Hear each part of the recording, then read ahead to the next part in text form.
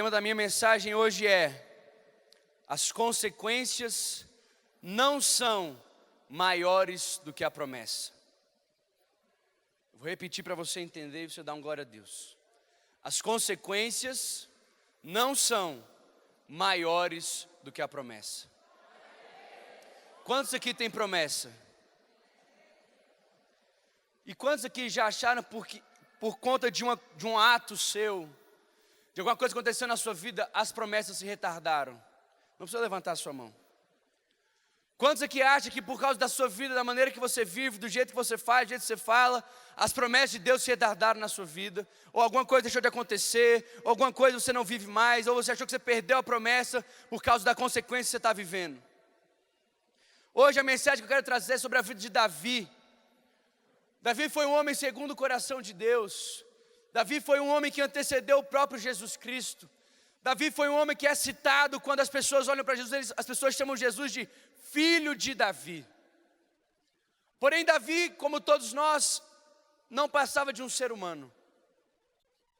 E como todo ser humano, ele tinha suas falhas. Sendo assim, nessa manhã nós vamos olhar algumas coisas da vida de Davi e vou trazer para o relacionamento, diretamente para as nossas vidas, de uma forma prática, para que nós possamos aplicar hoje. Abra sua Bíblia em 2 Samuel capítulo 11.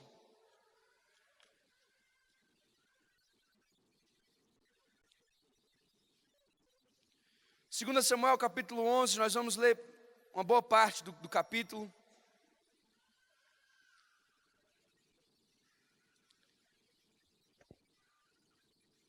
Assim que você achar, dê um glória a Deus, para a gente saber que você achou. Quem ainda não achou, diga misericórdia.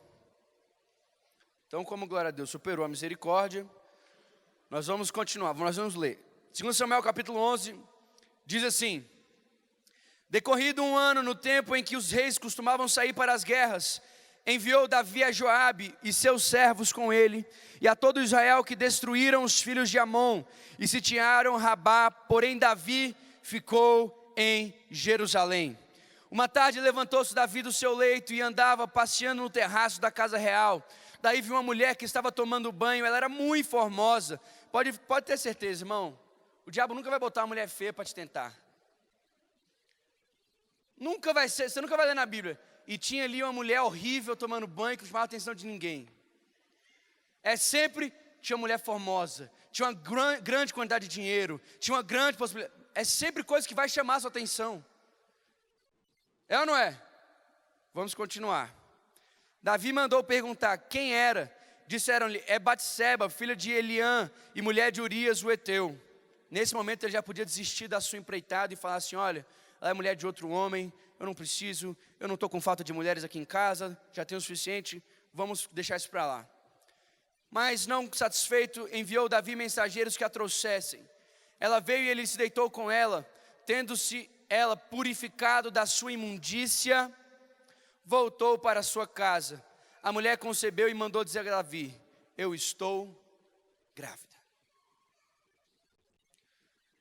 Nessa manhã eu quero começar dizendo que Davi conseguiu encontrar uma coisa chamada paz.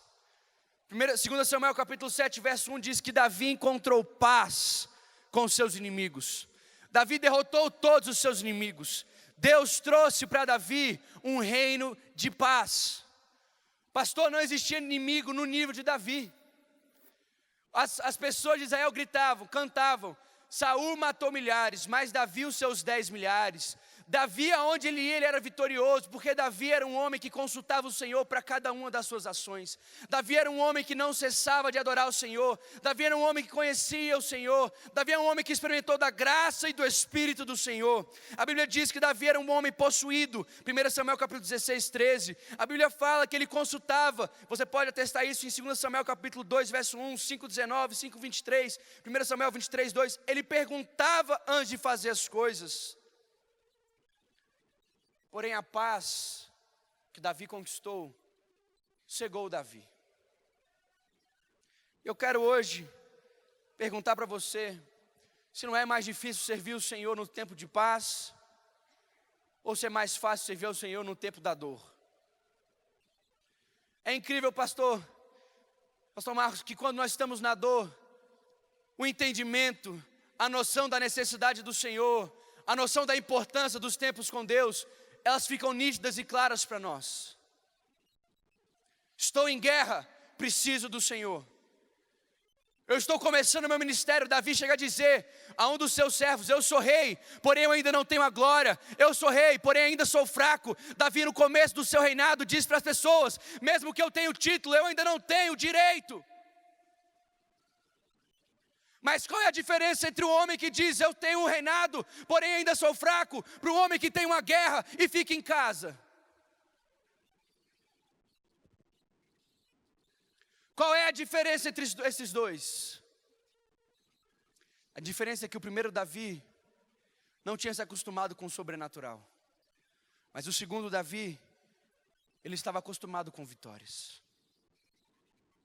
E eu quero hoje dar uma definição para a paz, para a palavra paz, que eu espero que você nunca se esqueça. Paz não é a ausência de guerras. Paz é a certeza que vai vencer todas elas.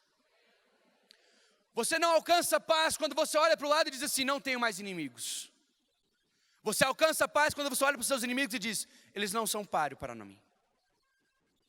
Por quê, pastor? Porque Davi confiava no Senhor. Porque Davi não movia o pé, Davi não mandava os seus guerreiros, Davi não mandava os seus exércitos antes de parar e perguntar: Senhor, é para fazer isso? Senhor, eu posso fazer isso? Senhor, eu devo fazer isso? Senhor, será que eu poderia fazer isso? E Deus dava o aval dele, ou Deus dava, não faz, ou Deus falava, vai, faz, já entreguei nas tuas mãos, e aí ele era vitorioso mais uma vez. Porém o Davi, que ficou em casa no tempo de guerra, passeando enquanto pessoas morriam, olhando para a mulher dos outros, enquanto devia estar ocupado, conquistando, derrotando, vencendo, batalhando, é que se acostumou com o sobrenatural. A Bíblia fala que ele escolheu ficar em casa, mas a Bíblia não fala que ele não escolheu guerrear. Isso aqui é só a introdução, ainda não entrei no primeiro ponto. Por que eu estou falando isso? Porque as pessoas têm a mania, Marquinhos, de achar que quando elas não vão para a guerra, elas não estão em guerra. Elas têm a mania que ficar em casa é um esconderijo. Cleiton, as pessoas pensam que o ato de ir para a guerra é colocar uma armadura, empunhar uma espada e partir para cima. Mas a nossa Bíblia, a Bíblia que eu e você cremos, a Bíblia que eu e você lemos, diz que a nossa luta não é contra carne nem sangue. Davi não travou a guerra mais fácil, Davi escolheu a guerra mais difícil, ele escolheu lutar contra ele mesmo. Davi escolheu ficar em casa para lutar contra ele mesmo. E na maioria das vezes, pastor Derossi, quando nós estamos no lugar errado, fazendo a coisa errada, nós não conseguimos o quê? Perseverar. Davi escolheu ficar em casa, achando que não ia para a guerra. Mas só Deus e ele tinham a consciência de que ali existiria uma das maiores guerras de sua vida. E nessa guerra que Davi perdeu, talvez ele não levou consigo um ferimento visível. Talvez ele não saiu dessa guerra com a perna amputada, ou com um braço amputado, ou com uma cicatriz. Ele saiu dessa guerra que ele travou dentro do seu palácio, com um problema dentro de casa, com mortes sendo prometidas para o resto da sua geração, com a vergonha instalada, colocando o seu próprio reino em perigo. Talvez se ele tivesse ido para a guerra, ele teria perdido uma mão, mas não teria sofrido tantas consequências como sofreu, porque ficou em casa. O meu primeiro ponto nessa manhã é: não fique quando é tempo de sair. Não deixe que as mais recentes vitórias façam com que você abaixe a sua guarda. Não dê aos outros a responsabilidade que Deus confiou a você. Os reis iam às guerras, não apenas os servos. Continua assim até hoje. O nosso rei, o nosso Senhor, está sempre disposto a ir à guerra. Porém somos nós que às vezes dizemos que vamos permanecer dentro de casa.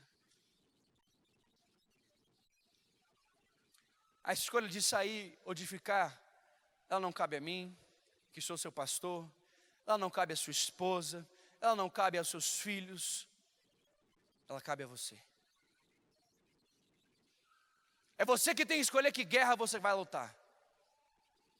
É você que tem que escolher que nível de batalha você está disposto a enfrentar.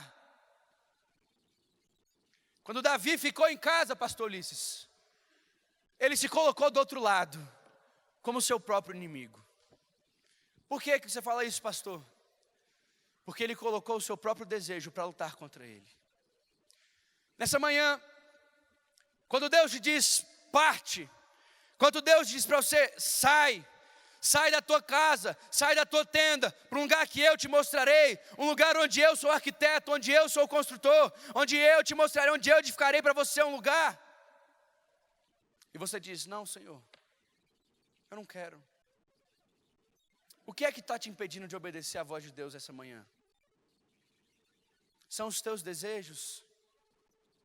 É o falso sentimento de que a guerra acabou? É o falso sentimento de que você não depende mais de Deus para ir à guerra? Será que você alcançou um nível de estabilidade tão grande que você não mais ora por isso? Será que você alcançou um nível de felicidade tão grande? Não, aqui está suficiente, não preciso mais de Deus. Por que Deus diz que é mais difícil um rico ir para o céu do que um camelo passar por um fundo de uma agulha? É simplesmente por uma coisa chamada confiança e dependência. O homem tem a mania, pastor Dreuci, de quando ele alcança algumas coisas, ele olha para Deus e se esquece dele.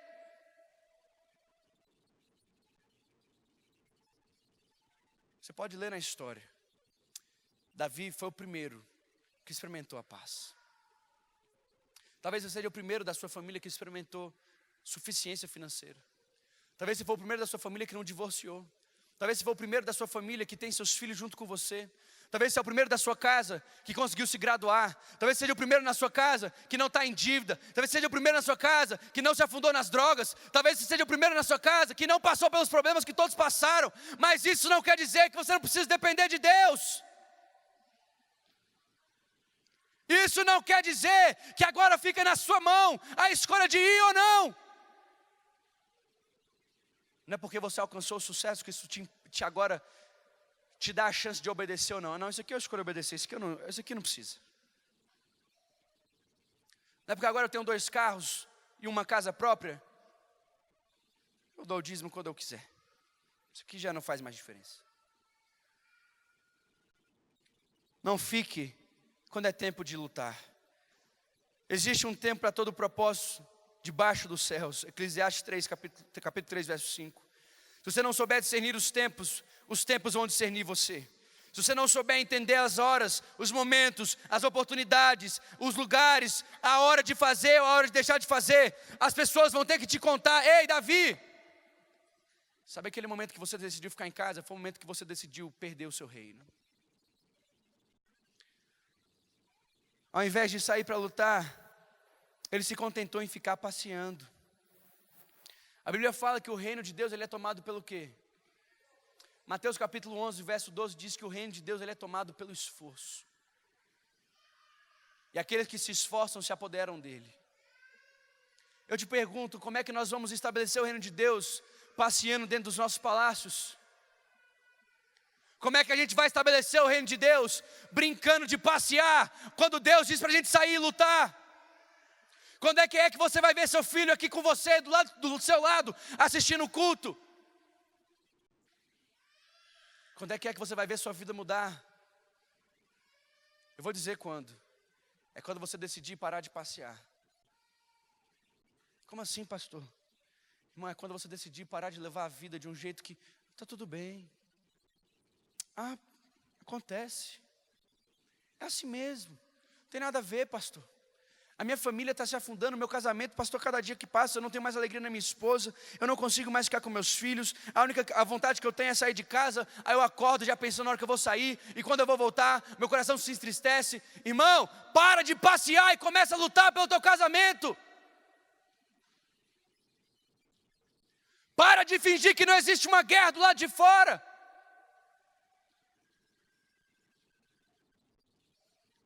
Essa semana eu atendi uma pessoa, e ele me contando várias coisas da sua vida. E aí ele chegou no ponto e falou assim, pastor, mas é isso mesmo, não tem como não. É assim mesmo. Eu falei, rapaz, não é assim mesmo não. Eu não vivo isso, essa pessoa não vive assim, esse cara não vive assim, por que você tem que viver assim? Eu quero te perguntar hoje, não é todo mundo que está em dívida não, por que você tem que estar? Não é todo mundo que está passando por depressão, por que você tem que estar passando? Não é todo mundo que está passando por dificuldade de casamento, por que você está passando? Você tem um Deus que com você, perdão, vou mudar, né? Você tem um Deus que com Ele, você pode todas as coisas. Eu quero tirar hoje os nossos corpos da inércia. E eu quero que nós comecemos a entrar em movimento. Nós somos uma igreja em movimento. Nós somos pessoas em movimento. O movimento cristão é algo que ele não pode parar. Eu quero dizer que o reino de Deus, ele precisa estabelecer na terra com pessoas que se movem. Com pessoas que não têm medo de sair de dentro de casa para enfrentar a guerra do lado de fora. O segundo ponto da minha mensagem é: o que é que você tem matado para esconder os seus pecados? Como é que é, pastor? Repete para mim. Vou falar mais uma vez, você vai repetir junto comigo. O que é? Não, repita com força. O que é que eu tenho matado para tentar esconder os meus pecados? Quando Davi recebe a notícia de que ela estava grávida, as primeiras consequências já começam aí. Ele olha para aquela situação e ele pensa assim: o que está no meu poder que eu posso mudar isso aí? O que eu posso fazer para acabar com essa situação sem ter maiores danos? Sem causar um escândalo nacional, sem que as pessoas descubram, eu sou rei mesmo, eu tenho tudo debaixo das minhas mãos, eu faço e eu aconteço. O que ele fez, irmãos? Pegou uma cartinha. Joabe, meu querido. Sabe Urias? Sei, sabe, é uma bênção esse cara, é uma bênção. Está aqui lutando, rei. O cara quer, Pois é, põe ele na frente da batalha para mim. Põe ele lá na frente. Qual é o lugar que está mais difícil? Põe ele lá. Davi ordenou o assassinato de Urias. Aí, não o suficiente, o que ele tenta fazer? Urias vem trazendo a notícia de Joabe. Ele leva a carta do seu próprio assassinato nas suas mãos. Mas antes disso, Davi fala para ele assim: Urias, vai para sua casa, Urias. Descansa. Urias, vai lá, deita com a tua mulher, tem uma noite de paz, você voltou, se alegra, se regozije. Aqui ele fala: rei, como é que eu posso entrar dentro da minha casa, tirar minhas sandálias, descansar enquanto os meus irmãos estão lutando? Você já percebeu que as pessoas geralmente quando estão em pecados, o que elas querem é que as pessoas caiam junto com ela? Já percebeu que doente atrai doente? Já percebeu que as pessoas às vezes ela não quer que você se livre, ela põe uma carta de assassinato na sua mão. E o que ele quer é que você seja lá cúmplice do que ele está fazendo. Ei, eu não estou levando a guerra a sério, você não precisa levar também não. Eu não estou, escuta, eu sou rei, eu estou te mandando, vai lá, descansa. O cara tem a coragem de virar para ele e falar assim: olha, como Deus existe, como você é rei, eu não posso fazer isso. Um deles entendeu o propósito. E aí Urias volta, carrega a notícia para Joabe. Joabe coloca ele na frente de batalha. Urias obviamente é morto, é assassinado. Volta a notícia para Davi. Davi, Urias está morto. Seu problema, finito, acabou. É ou não é? Parecia que acabou ou não? A mulher tinha um marido, era quem tinha o direito dela, era quem podia falar alguma coisa, era quem podia reclamar. O cara está morto, morreu em batalha, sou rei, eu tenho 1000 mulheres, esconder ela aqui dentro vai ser a coisa mais fácil do mundo. Acabou. Quantas vezes na nossa vida, irmãos, nós achamos que por matar alguém, claro que não. Matar, quando eu digo matar, como Davi matou Urias, nós matamos sentimentos, nós matamos o ministério, nós matamos nossa família, nós matamos o relacionamento com os nossos amigos mais próximos, Nós matamos qualquer coisa que nos lembre daquilo que nós fizemos.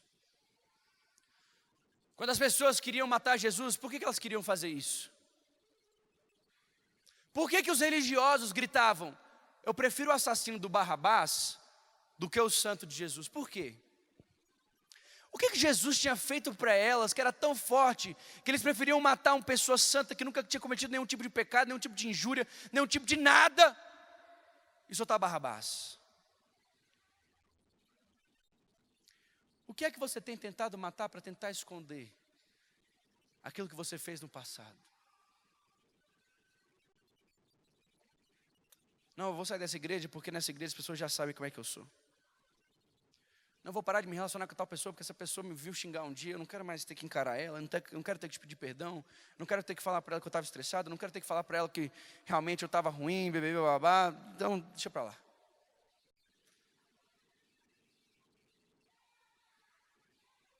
Quantos casamentos se perdem porque o homem não tem coragem de chegar para sua esposa, olha, deixa eu te falar uma coisa, eu estou passando por dificuldade nessa área, você quer me ajudar? A verdade é que nós temos muito mais medo de encarar do que medo de matar. É muito mais fácil você reprimir um sentimento seu do que você contar a verdade. É muito mais fácil mandar Urias para frente de batalha do que sentar ele na tua frente e dizer assim, Urias, é o seguinte, cara, enquanto você estava fora fazendo o que eu tinha que fazer, eu já estava errado mesmo. Olha, o negócio é o seguinte, eu estava passeando, eu vi a sua esposa, eu cobicei a sua esposa, eu chamei ela, eu sorrei, eu trouxe ela para cá, ela se deitou comigo e agora está grávida. A verdade é essa, Urias. Me perdoa, o erro foi meu. Eu vou assumir as consequências que eu tenho que assumir com você e está tudo certo. Melhor do que eu ter que me afundar para conseguir provar, para esconder uma mentira. Já percebeu que geralmente você mente de novo? Já percebeu que para esconder uma mentira você tem que mentir de novo? Por quê? Porque a Bíblia diz que um abismo chama o outro. Até que você não tenha mais para onde ir e você encontra uma coisa chamada morte. É muito mais fácil matar do que ter que encarar. É muito mais fácil sair, acabar com o relacionamento, sair do ministério, sair da responsabilidade, sair da sua função, do que ter que chamar o cara e falar assim, olha, aconteceu, eu fiz, é verdade, estou eu aqui. Eu fui homem para fazer, eu fui homem para assumir. Já pensou se no nosso governo fosse assim? Não roubei mesmo. Anota meu nome aí. E foi tal valor, tal dia, de tal jeito, de tal forma. Aconteceu mesmo. Não, mas eles preferem ter que matar uma pessoa, esconder as provas, aniquilar, fazer o que for. Irmão, a Bíblia fala que não tem nada oculto que não vencer. Não espera o teu pecado ser descoberto. Como é que é, pastor? Vou refalar de novo. Não tente esperar, achando que ninguém nunca vai descobrir o corpo que você enterrou debaixo da areia, porque no outro dia, essa areia vai soprar e o morto vai subir. Quando Moisés enterrou o egípcio, ele falou assim, está tudo bem. Fiz o que eu tinha que fazer, está ali enterrado, ninguém nunca vai descobrir. Só que, irmão, você não enterra um defunto debaixo de areia.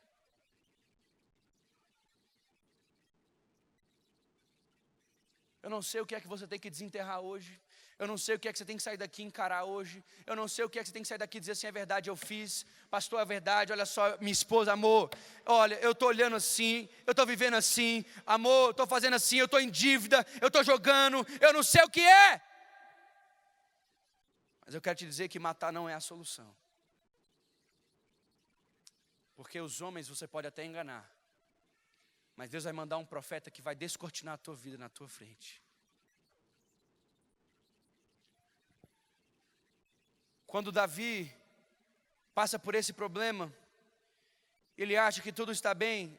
A Bíblia fala no capítulo 12 que o Senhor, não foi o inimigo de Davi, não foi os contra Davi, foi o Senhor, aquele que ama Davi, enviou Natã.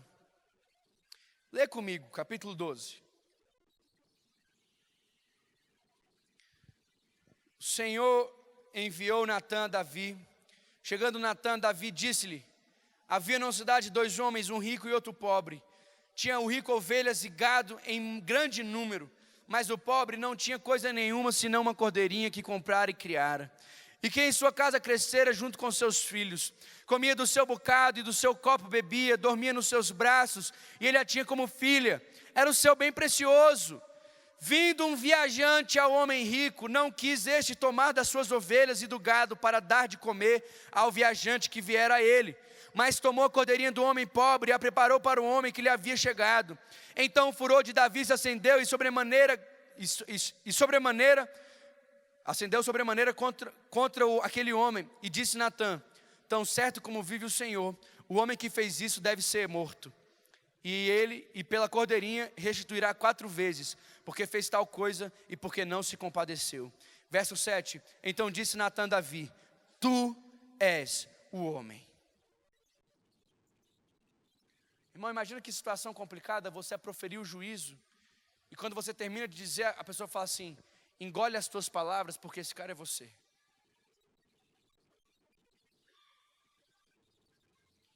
Engole o que você está falando, porque esse cara é você. Davi, você não tem moral para estar falando isso, sabe por quê? Porque esse cara é você. A Bíblia fala que um viajante veio a um homem. Que viajante é esse?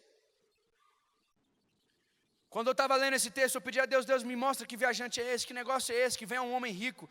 Pai, nessa história só tinha 3 personagens. Tinha Davi, tinha Urias e tinha Batseba.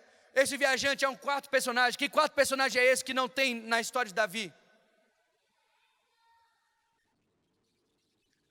Quem era o homem rico na história? Davi. Quem era o homem pobre? Urias. Quem era a cordeirinha? Batseba. E quem era o viajante? O que é que viaja? Um viajante, ele tem qual característica? Ele vem e vai. Ele é temporário. Ele passa, ele está de passagem. Ele não veio para ficar. E quando eu estava lendo isso, o Senhor me disse: o viajante é o desejo de Davi.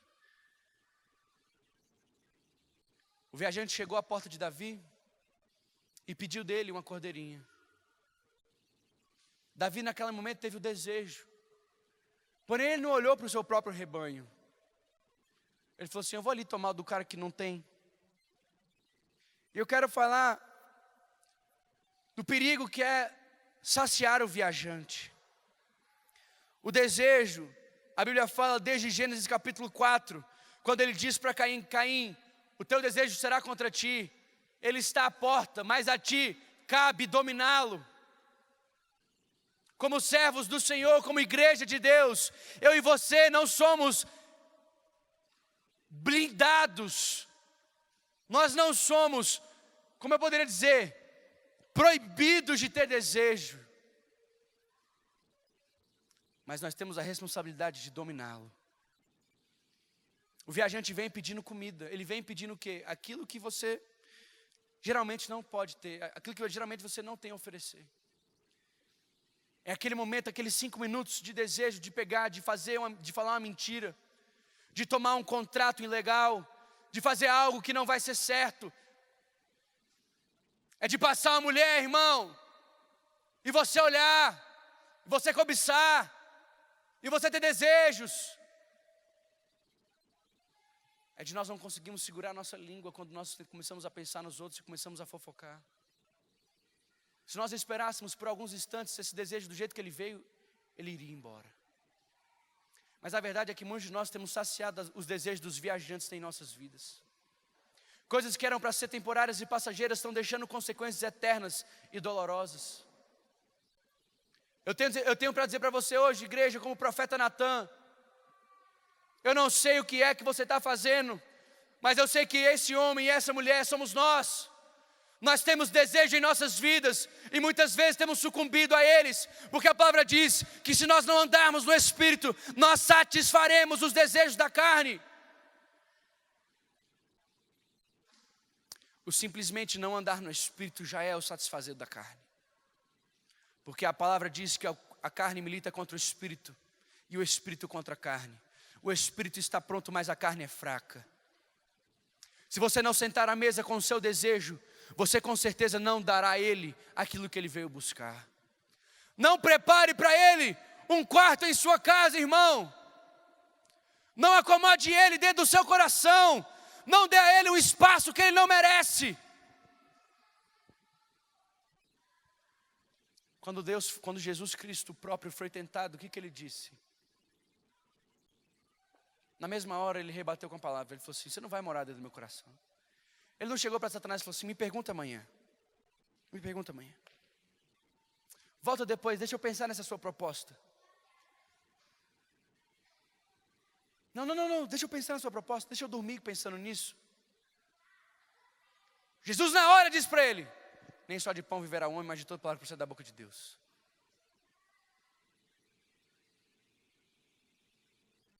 Quantas vezes nós temos dormido com a proposta de Satanás conosco, e ela tem encontrado lugar dentro do nosso coração? Eu estou falando bem rasgado essa manhã, igreja. Sabe por quê?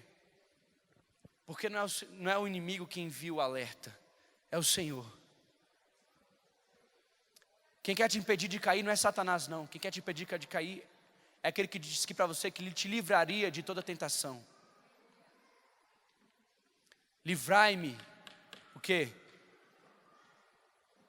Não nos deixe cair em tentação, mas livrai-nos.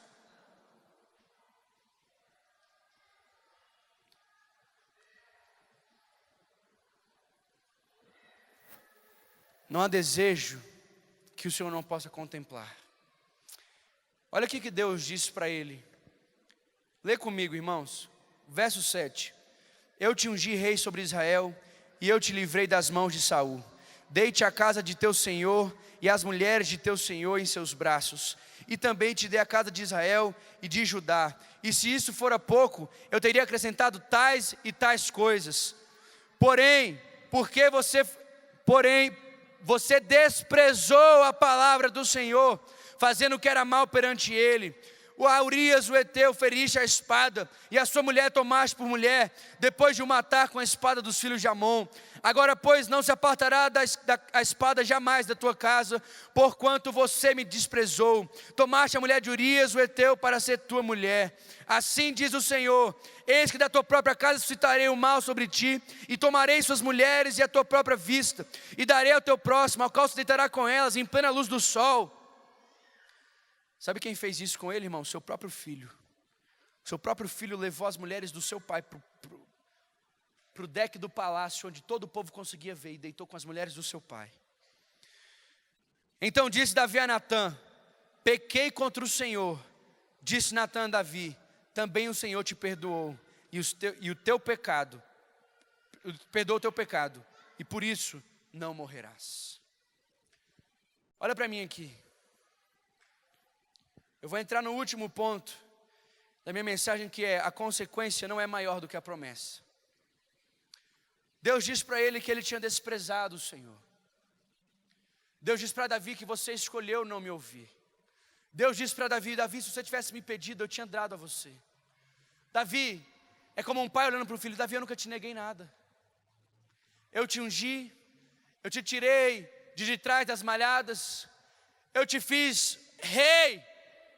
Eu te dei a casa do teu senhor, eu te livrei da mão do teu inimigo, eu te entreguei paz, e se isso fora pouco, eu tinha dado mais a você.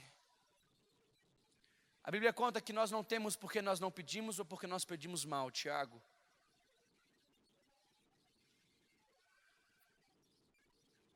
Nessa hora, Davi para naquele instante e diz assim: Senhor, eu pequei contra ti. E aí é que eu fico abismado. Não muda de capítulo, não muda de livro, não muda nem sequer de versículo. Davi disse assim: pequei contra o Senhor. Na mesma hora, o Senhor vira para Davi e fala assim: Ele te perdoou. Ô irmão, você pode aplaudir o Senhor?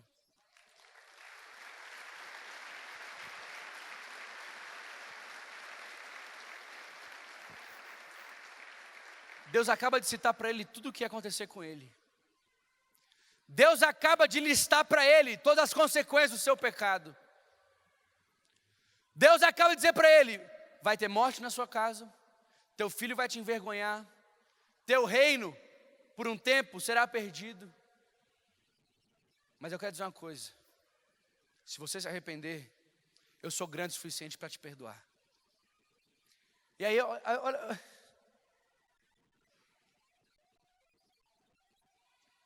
olha só,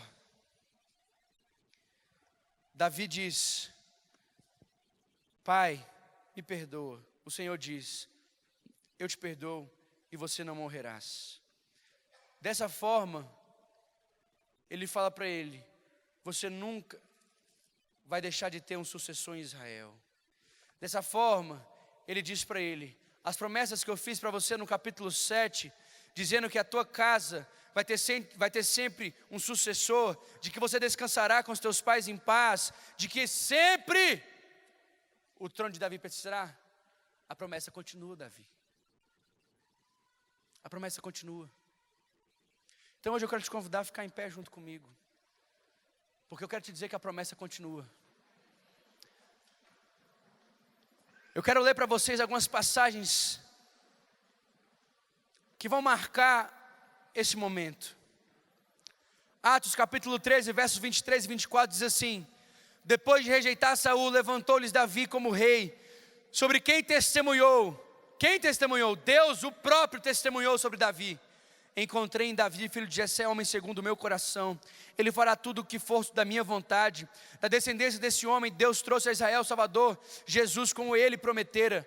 Olha só, Atos capítulo 13, depois disso que tudo ter acontecido, o que a história se lembra, o que as pessoas vão comentar, o que Deus testemunha dele, é que ele era um homem segundo o coração de Deus. Deus poderia dizer em Atos, esse homem aí é um adúltero, esse homem aí é um assassino, esse homem aí me abandonou, esse homem aí desprezou a minha voz, ele deixou de me ouvir. Mas o que Deus escolheu colocar na palavra, é que ele era um homem segundo o coração dele.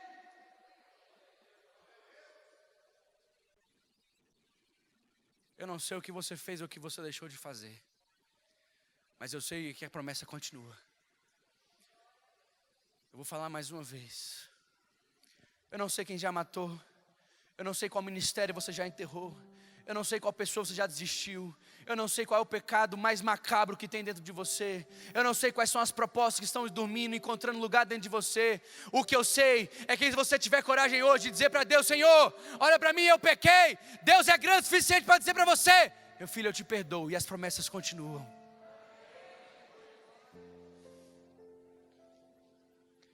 Deus é a única pessoa, pastor Deus, que consegue voltar ao relacionamento como ele era antes.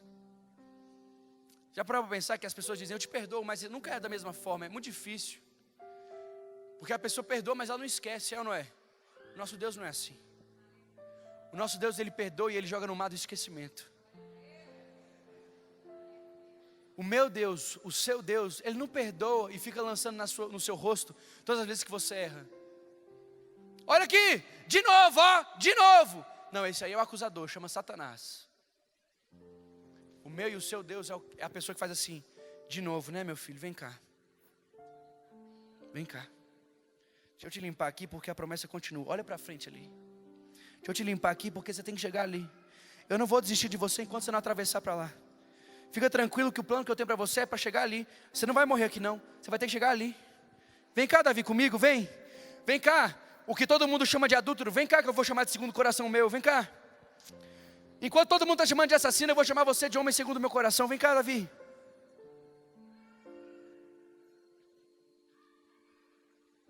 Eu não sei qual o pecado hoje que marca a sua vida. Eu não sei.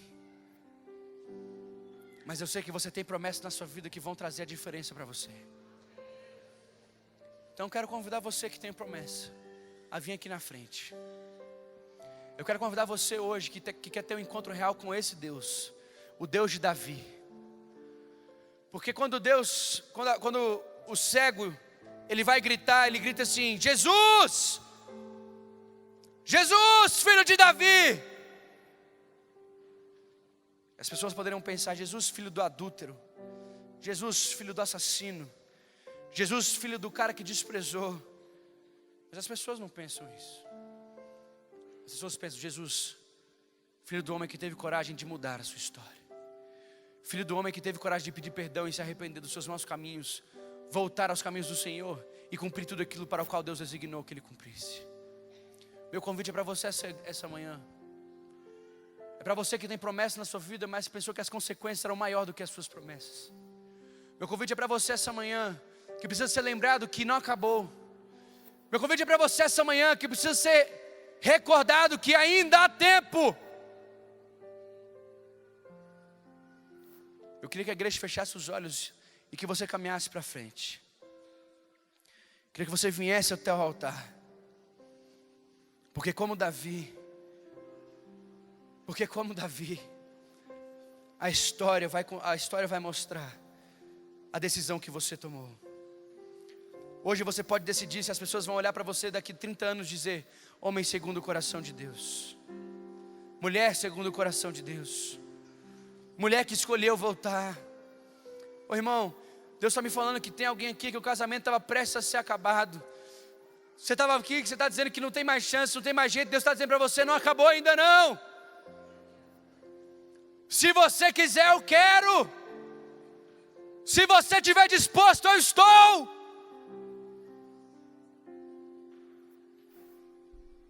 Nós temos um rei que nunca deixa de ir à guerra por nós.